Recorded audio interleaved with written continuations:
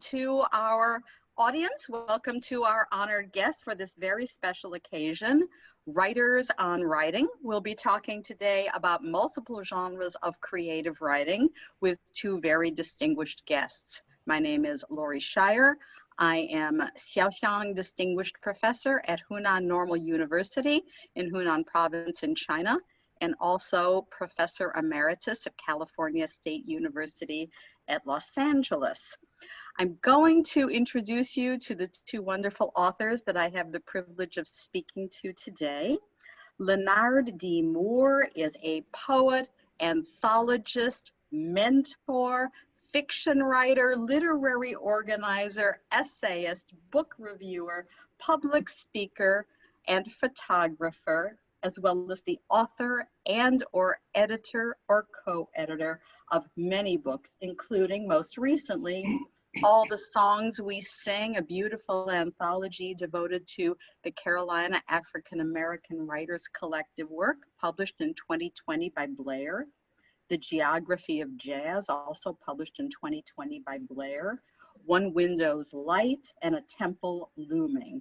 He is the recipient of a number of awards, including the North Carolina Award for Literature, Haiku Museum of Tokyo Award, and Margaret Walker Creative Writing Award, among many others.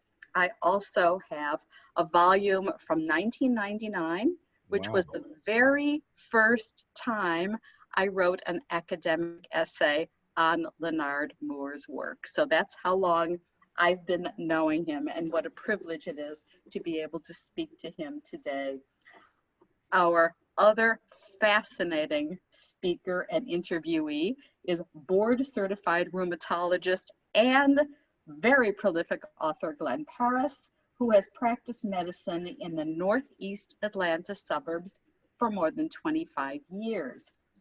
He now writes cross-genre books in multiple media and formats: medical mystery, Afrofuturism, science fiction. I'll be very interested to hear what he has to say about the distinction between those two genres, fantasy and historical fiction.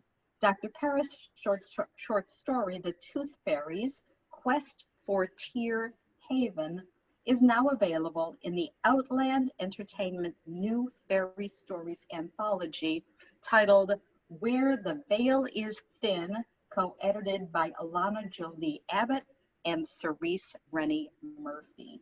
His Afrofuturistic novel, Dragon's Heir, is being republished by Outland Entertainment in 2021, and it's a great delight that it is going to be republished because it is a remarkable novel, absolutely fascinating. The premise is amazing. So welcome to our two guests, and I'm really delighted to be able to speak to you today. Let's start off with Dr. Glenn Parris. Hi, Lauri. Hello, it's a pleasure to be with you today. I thank you so much for your time. Thank you so much for having me. This is terrific.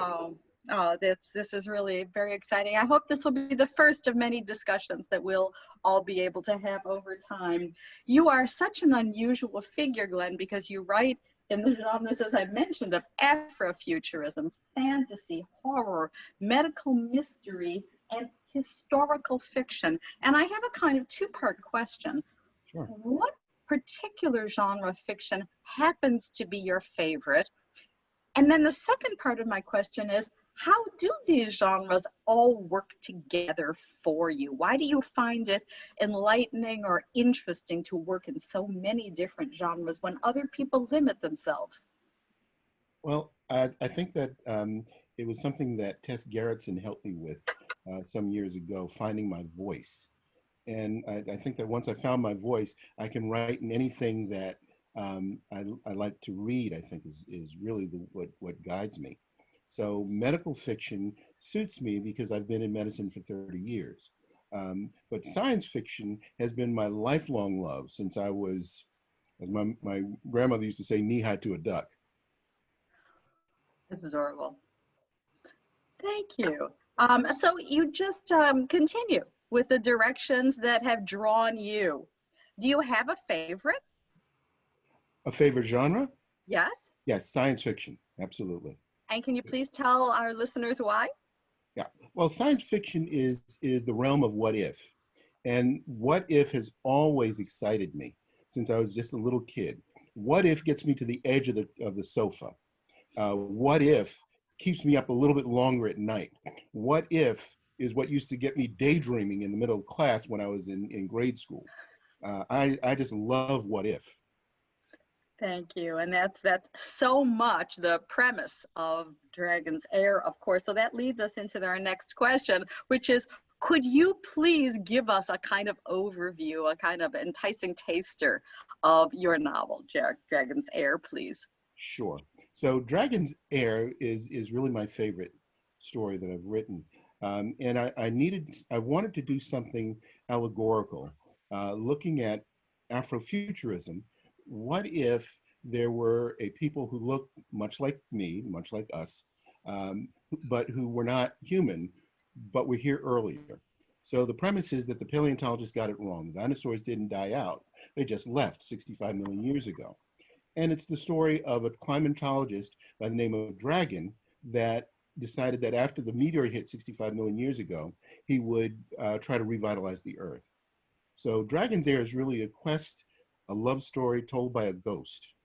And Vitna is the paleontologist, the archaeologist who would kill to save her love, who is the leader of this expedition, and her love, who's this invincible warrior who would die to save her. This is a past and a future that collide in the present and just never should have happened. But it really addresses caste. It addresses the fun of science fiction, space opera, a little bit of romance, a lot of drama, and it was just a lot of fun to write. And I should mention that the subtitle is The Archaeologist's Tale. So yes, all of your interests, in fact, as we describe them, come together so beautifully in this novel. Yeah. It's a thriller in many ways, and there is absolutely a kind of allegorical, classical resolution at the end that transcends that genre of science fiction or Afrofuturism. It could be a classic literary novel in so many ways. How did you get that original idea for Dragon's Air? Well, that's a funny story. I was working, and one of the things I used to do is I would take call at a hospital. And there's this one little hospital where they needed a physician on site, and you couldn't leave the premises. So they didn't have, the library was locked, believe it or not, on weekends. It was such a small hospital. So you couldn't go in looking for books or magazines. And then they really didn't have any reception for television, so you couldn't watch television. So you're staring at the ceiling. So one of the channels that you got, very snowy, was a public broadcasting channel. I was watching a documentary on dinosaurs. And one of the paleontologists, Bob Bacher, said that all we know about the dinosaurs is based on 3% of the fossil record. Now, that struck me. I said, 3%, they really don't know anything. Exactly. I said, suppose the dinosaurs didn't even die out. Maybe they just left. And that got me thinking, and that's where I came up with the premise. And the archaeologist, I said, well, what if there was an archaeologist, very, very innocuous looking, very classical, aristocratic, and maybe she does something that's very elitist, like archaeology, in a culture that has a history that goes back 100 million years. What a useless thing to be an archaeologist. But she was the right person with the right skill set in the right time and setting for the book. No, it's fascinating. So sometimes it can be the smallest little incidents of happenstance that can trigger a great idea. That's remarkable. Thank you.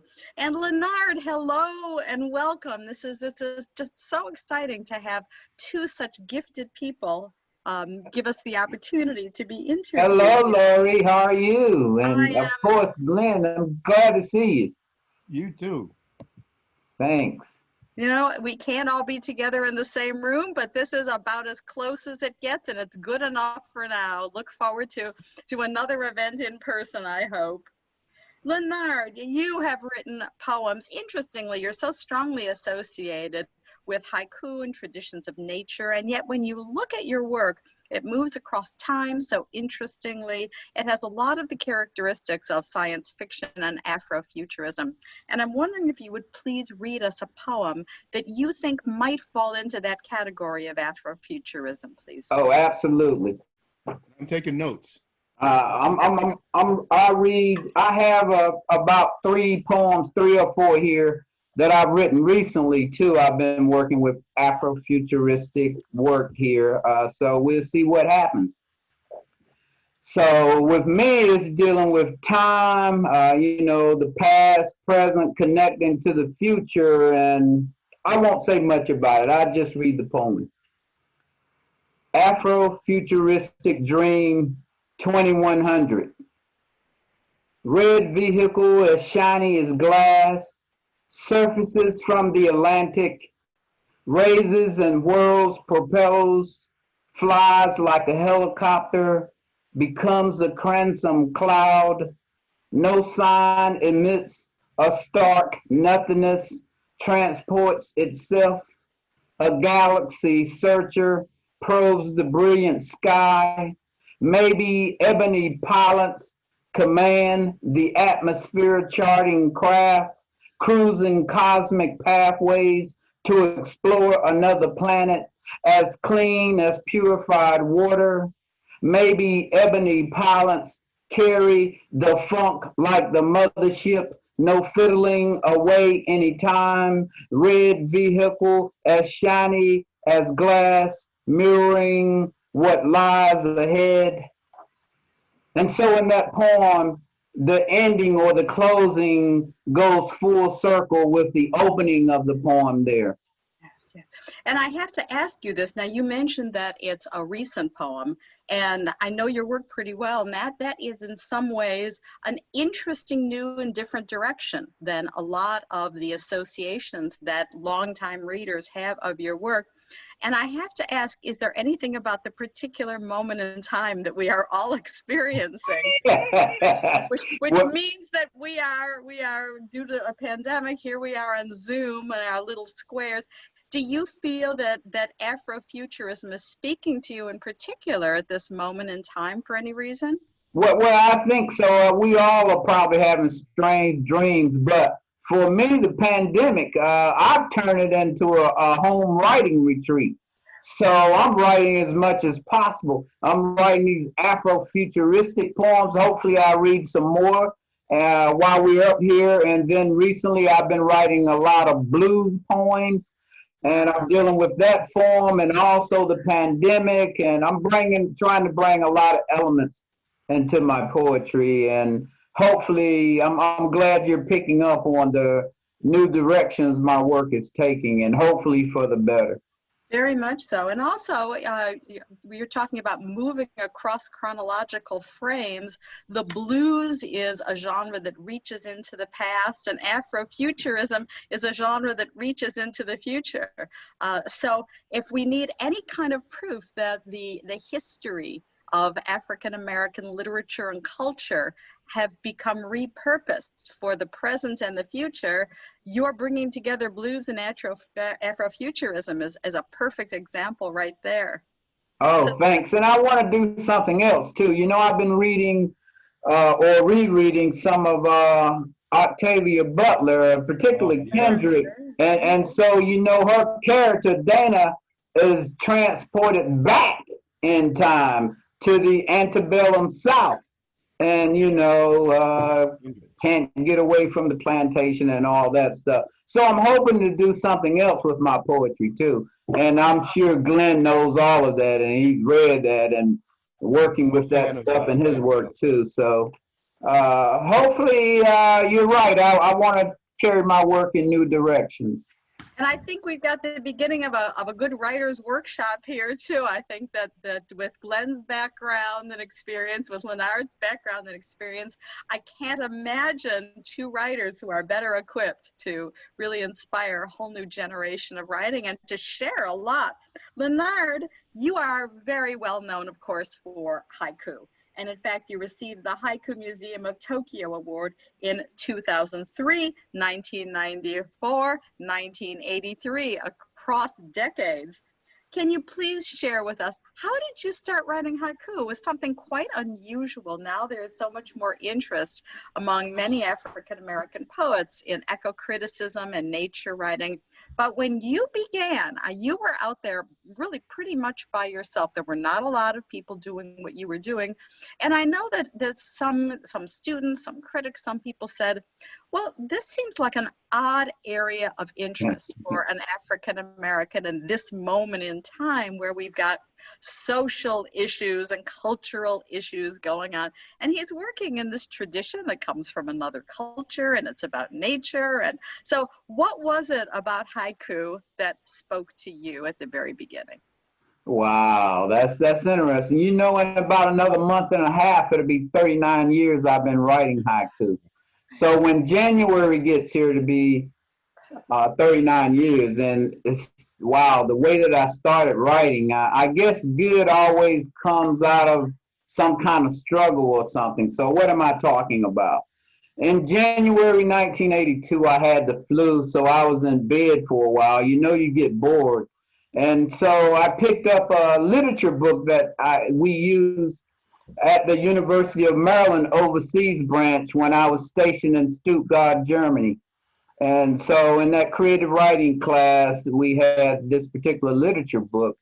And, you know, I didn't know any black writers. It was in that class when another student who was older than me, a black woman, who said, Gwendolyn Brooks is my favorite poet. And so then I searched her out. When I got out of the Army, I searched out Langston Hughes. But while I was in bed sick with the flu, as I said, I picked up that literature book and I thumbed through it. I saw haiku. And boy, was I naive. I thought these were easy to write. So I tried my hand at writing them and not quite successful. So you have to fail at something to propel forward. So, you know, I wrote some and I would send them out to some haiku magazines, and the editors would write back. And at that time, they would make comments on your poetry. And so I continued to write haiku, and I went to a literary festival at Waymont Center in Southern Pines, North Carolina. And this guy named Harold Kellogg, he was an older guy at that particular time. I was young in my 20s, and he was showing me his haiku and telling me how you know, haiku helped his writing and all of that, or how much he enjoyed it. So on that journey, I noticed that by writing haiku, it was influencing my longer poetry with the conciseness of language, the precision of imagery, the juxtaposition of unlike images, and so forth. And so I stuck with haiku. I'm glad I didn't stop writing haiku. At one time, I thought, oh, maybe about 20 years ago, maybe I shouldn't concentrate so much on haiku because I didn't want to be pigeonholed. You know, no writer wants to be pigeonholed at what they do.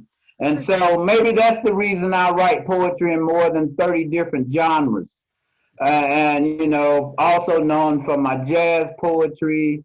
I can go on and on the many different poetic forms that I write. But what pushed me to do even more is when I lost my daughter in 2004 in an accident. And so I wanted to challenge myself. I would go to the library every single evening and write poetry.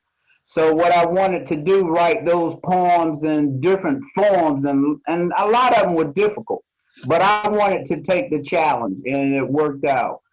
So, and I'll also mention on a personal note, for people who are watching this program, interested in inspiration for writing, we have Glenn, who has a full-time medical practice, and I want to ask him about that.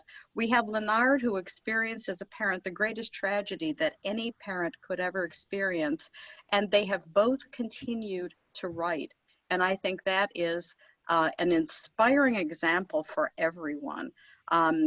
Lenard, I know, took great strength. He's written poems in tribute to his daughter. Glenn, what was it when you have your incredibly busy life? What is it about writing that that you make the time to devote to it? Well, again, my mind tends to wander off and on throughout the day, but I have to focus on, each individual patient and then, put my thoughts together. But when I come home, I try to decompress, and there's no better way to release tension, I think, than the process. And some people say writing's a lot of work and it takes concentration, but I can see both Lenard and Glenn, when you talk about writing, you both smile, you light up. There is obviously such joy in it. And maybe that's a question that I can ask each one of you briefly. What does writing give you? What does it do to enhance your life that you would recommend that others turn to writing who say, oh, I'd really like to, but I don't have time or I don't have the talent? What advice would each of you, first Glenn, then Lenard, give to a writer who says, I'd like to, but I'm not sure if I can? Look, nobody's got a stop clock on you. So if you have an idea or you want to get an idea, put it out there. And the whole world doesn't see it yet. Your own private little world, you create it. You develop your characters, and you watch it develop. The way I looked at it, I watched a lot of my stories develop as if I were watching a movie or a play through a keyhole. And then I'd say, I wonder what would happen if the character did this. I wonder what he or she is going to do next. And those are the things that I write down. And the most powerful thing that you have as a writer is the eraser on the end of your pencil, the delete key on your keyboard. Anything that you've done that doesn't make sense, takes you down the wrong path, you can get rid of and start over fresh. You will not get any demerits for that.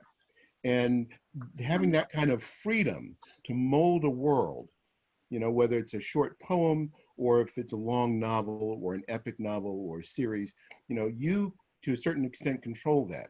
There's a point at which your story and your characters, take off on their own, but you're sort of that, Greek god who gets involved in the machinations of his or her, or I should say Orishas, who get involved with the machinations of mortals.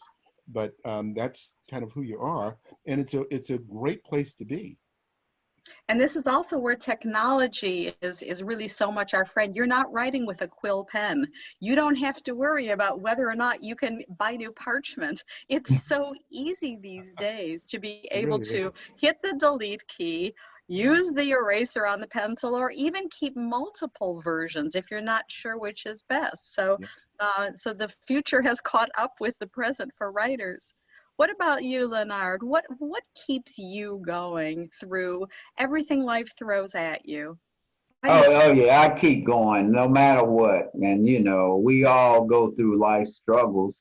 But the thing is, what are we going to do about it? How are we going to react? So with writing or my writing, I think about possibilities.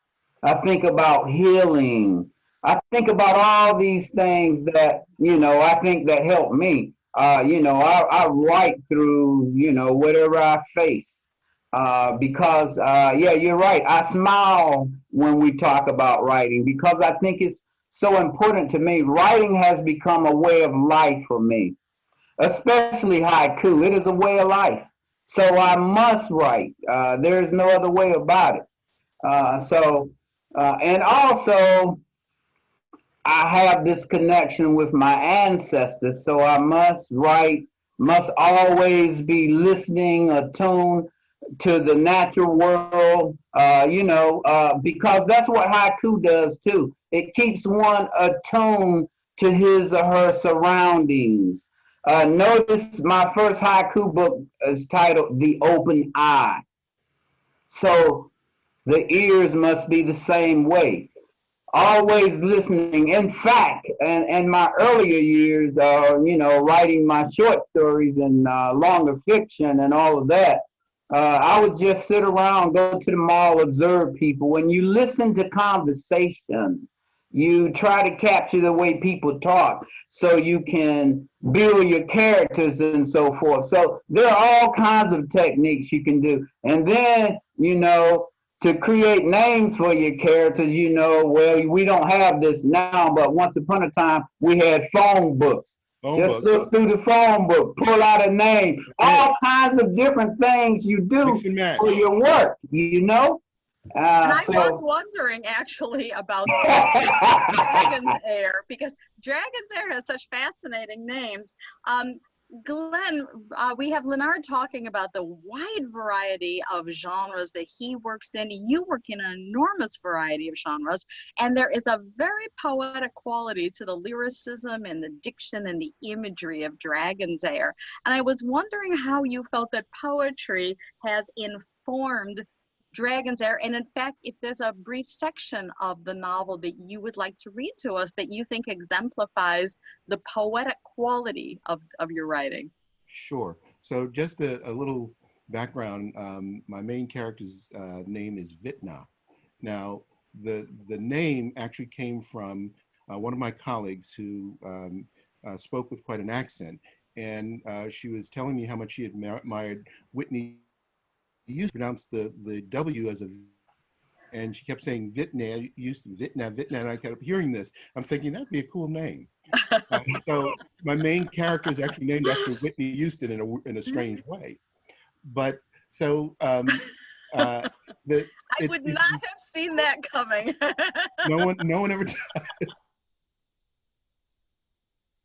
Never does. But the story is, and I guess this is me, really it's a romance wrapped in a science fiction novel that is allegory. So in the story, just setting up this passage that I'm about to read, the main character, Vitna, is an archaeologist. She's an elite aristocrat who gets to practice this profession that is almost not a profession. They've got very, very vivid records that go back 100 million years. No one needs an archaeologist. She gets to do it because she is so privileged and so wealthy that she can afford to, but she feels useless doing it. Her love interest is a much larger species. He has a military background. He's a very imposing figure, almost invincible. So this story is about her conquering him and his acknowledgement of the conquest. And this is really a love poem. And I don't know if it's going to come through that way, but it really is a love poem. And this is him wooing her. So it's called The Hunted's Tribute, a love poem. The white rain, a flawless layer of presage, uninterrupted as far as the eye can see. We Sawari have taken Alom's gift for granted, Vitna of Kemeth, this white rain. But leave it to your super hunter's clade to weaponize snow. I must remember, I am the hunted. You, Vitna of Kemeth, tread like a raptor's shadow and stalk like a Melky's dream. Across this white rain, I'm disappointed in its failure. Its fragile silence failed to announce your movement, this white rain. Its delicate purity failed to unveil your approach. So terribly close, yet always out of reach, you so skillfully navigate this white rain. Still, Vitna of Kemeth, you came on like a lashing wind, battering hail and biting storm all at once, leaving only this white rain. The Sawari have become complacent. Thank you for extracting our weakness. When next you hunt Kemethi, you'll face a nemesis, not prey. We'll be stronger, victorious, and without mercy, leaving you broken and silent in this white rain. Oh. No, that's clearly a poem. We can do our Zoom response. No, the repetition, the imagery, the themes. It's a beautiful poem, clearly embedded in the novel, and it also brings the heart of the novel so much to life. I thought that would be the section you would read. So thank you so much for sharing that for us. I want to congratulate you on Outland Entertainment republishing Dragon's Air in 2021, as we've mentioned. And I understand that your work is included in the Outland Entertainment anthology, Where the Veil is Thin. And if you could please tell us about the short story, The Tooth Fairies, Quest for Tear Haven that's coming out in that anthology. And do you consider it to be under the genre of horror fiction? It is. It's definitely horror, but it's really fun horror, if you will. So in the Tooth Fairy, I really married my wife's culture. She's from New Orleans, and I always think of you know, the mysticism of New Orleans, and you know, the bayous, and a Sure. lot of the magic there. And then my background, you know, my grandparents are from the Caribbean. My last name is Parris. Not many people realize that the Salem witch hunts were really triggered by an African magic woman, or African American magic woman, by the name of Tituba Parris. And that actually triggered the Salem witch hunts. So in the Tooth Fairies, I brought together this little girl, this little brown girl, living in rural Louisiana after Katrina. And she is being stalked by this little band of tooth fairies that are trying to get this loose tooth out of her mouth before sunrise, because like all vampires, they can't, you know, exist in sunshine. So the story is about their travails trying to get this loose tooth out of this little girl's mouth, and you know, all of their foibles as they do that. But it's a horror story, but it's a horror story that will make you laugh, occasionally cringe, but then laugh again. And in the end, the little girl is just as innocent as ever. You know, and you don't want to stereotype and say, because you're a doctor, because you're a man of medicine, because you're a man of science, naturally you would have all of these interests. I chalk this up to you just being an extraordinarily imaginative writer. The premises of that story and the novel are so fresh, so original, and really charming. So I really have to commend both of you so much for your bravery in being willing to cross genres, to not rest on stereotypes that you must be only a novelist, only a short story writer, only an Afrofuturist, that whatever writing presents to you, whatever ideas you go with. You know, Lauri, You've also, oh, I'm sorry, go ahead, please. I'm sorry, I just wanted to jump in there just for a moment. Please, please. But you hit a sensitive spot there for me, and that's exactly it. I am an Afrofuturist. I do have some of my culture that bleeds through anything that I write, regardless who they are that I'm writing about. But I don't want to be pigeonholed. And I don't think any of us creators want to be pigeonholed in terms of Afrofuturism has to be about certain things. It has to include certain things. I think that any creative effort that comes from the perspective of an African American or African influenced creator is by its own nature Afrofuturism, whether it's in the past, the future, the now, or parallel now. Oh, I think that's a really brilliant response. And I was thinking of two things when you were speaking. I thought, for Paul Laurence Dunbar, imagining what could be a future beyond the onset of the 20th century. You could easily say that some of his more fantastical poems could be Afrofuturist. And then I was also thinking, say, of Shakespeare, for example. Shakespeare's idea of a poem and poetry would not be the same as a 21st century vision of poetry. So for you to invite us to interrogate what might be facile categories, I think is just such a helpful memory for us to keep in mind. No genre stays static. It never is one thing and one thing only. And I'm sure the fun for both of you as writers is being able to bend those boundaries and definitions, even of the categories that you're working in. And then you also bring up such an important point, which is naturally who one is going to inform their writing. Now, you're not writing out of a vacuum in any way.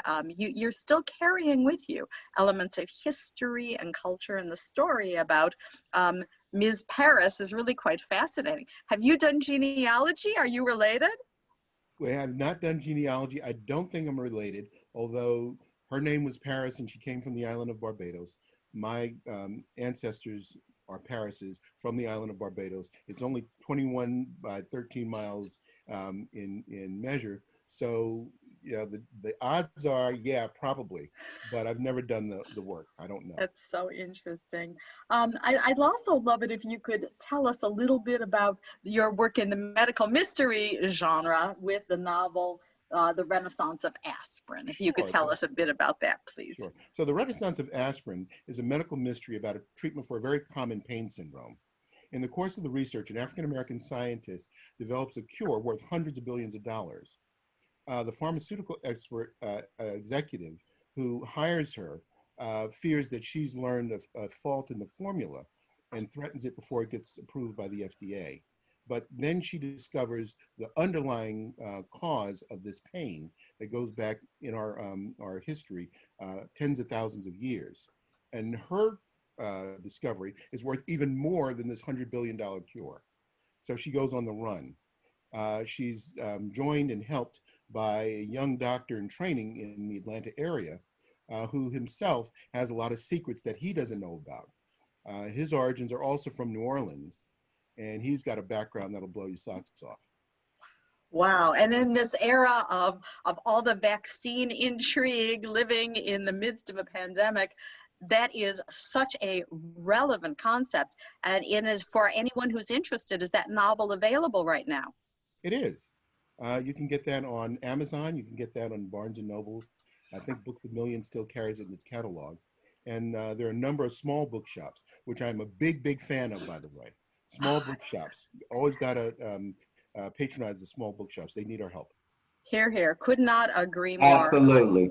We all need to go out of our way to keep the non-behemoths in business. And I'll also mention that Lenard's books are available. So wherever you can find them, please definitely look online to be able to discover both. Lenard, I'm really fascinated by your poetry collection, The Geography of Jazz. And we have a beautiful review from Corby Hill in Indie Week, which says, Moore also brings us into private spaces, a bedroom, a car on the highway.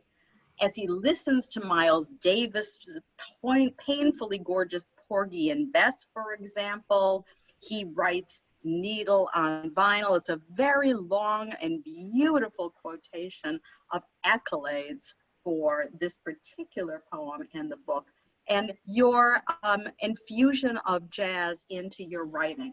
So the quotation ends by saying, when Lenard Moore writes, I am inside the music and he really means it, end quote, from Corby Hill.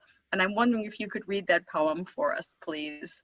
Okay, I have it right here. The poem is titled Thursday Night.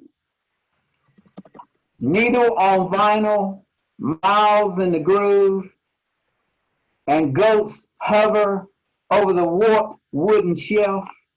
I feel summertime, now full of mood and pain, sustaining turns in my heart till that trumpet speaks like a howl yowled on wind as the Carolina moon beams into this room.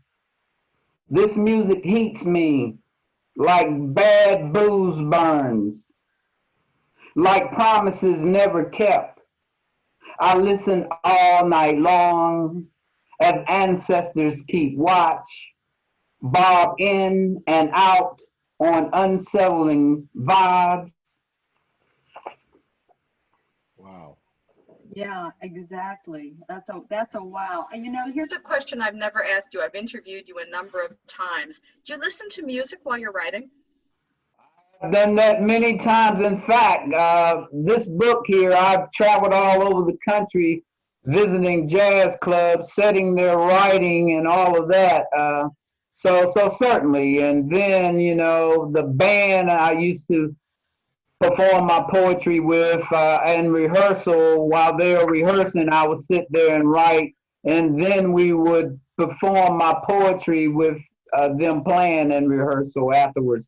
And then we would have shows all over at bookstores universities, high schools, and then on campus there too. So certainly, and then Glenn mentioned New Orleans. The last poem in this book is a 7-poem sequence titled New Orleans Suite. I wrote it in New Orleans in 2003. You know, I was invited to Xavier University to speak to a class, to give a lecture, to read. So while there, I wrote. My son graduated from Xavier. Oh, wow. See? Yeah. These circles of affiliation, and it's through writing. You know, we would not be having this conversation if it were not for your writing, which has brought us together. And now here we discovered that there is this kinship of New Orleans and the university. Now it's beautiful to see how the way the universe Absolutely. And when Glenn was saying more about Afrofuturistic writing, you know, I was glad he mentioned African Americans, because in an interview with Wanda Severe about 2 weeks ago, I mentioned blackness too, dealing with Afrofuturistic. And if I may, I would like to read a poem dealing with that. I open up talking about Octavia Butler and her character Dana being transformed back in time. So this particular poem is transporting back in time to the 1970s. The funk and all that. But that's all I say. I'll read the poem. Bring the funk. All right. Traveling on the mothership. I remember 45 P-Funk years ago when the mothership landed its rhythm, George Clinton style, as if the tune boomed from outer space, pioneering permanent points, funky funk, funking up the cityscape, the landscape, the airscape, the parliaments, funkadelic, giving us earthlings what we crave, keyboards, bass, guitars, horns, drums, vocals, synthesizers quake the stage, the bands funk blew each roof off, blasting themselves to another galaxy. I remember 45 P-Funk years ago, how we kept funk dancing, funky as funking could go. Then Bootsy Collins stretching Afrofuturistic sound, that rubber band climbing charts until we funk walked, funk talked, funk lived. Everybody funky, funk loved. Collective funking, knee-deep, cosmic connection, foot stomping, rumbling, smoking up as if we were riding the mothership, eyes flashing like bulbs. Lenard, you took us to the mothership of funk. I think there is no better way to sail us out of this beautiful interview than to rest on the note of that poem. Thank you so much, Dr. Glenn Parris, Mr. Lenard D. Moore. Thank you. My hat is off to you. It's been an honor and a privilege, and I must mention Kim McMillon, who is behind this brilliant series that our conversation is part of. And may we sail on into the future together in a spirit of funk. All right. Yeah. Wow. Thank you. All right. Thank you. See you, my friends. Thank you. Bye-bye. Leonard, we need to get together. Absolutely. All right. Well, Kim, see you. Don't leave Lauri, me out. Glenn. Right. We must funk on out of here. Must do. That's right. Funk on out. Make sure we don't have a cold when we say it. Thank you, Lauri. Thank you. All of you were just so brilliant. Lauri, Lenard, Glenn, what a wonderful, I learned so much. Thank you. Thank you, Kim. Thank you so much, Kim. It was honestly a privilege. Absolutely. I am honored and humbled. I will talk to these gentlemen anytime, any day. Thank you, Lauri. Thank you, Lauri. Much gratitude. Much love to you all. Peace and happy Thanksgiving.